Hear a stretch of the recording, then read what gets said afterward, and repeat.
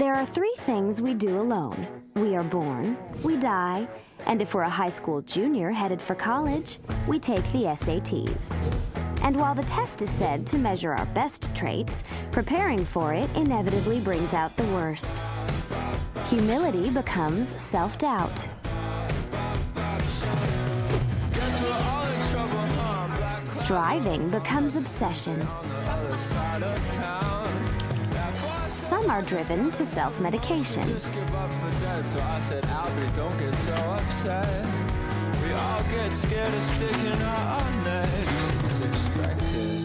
While others cling to the security of being part of a group.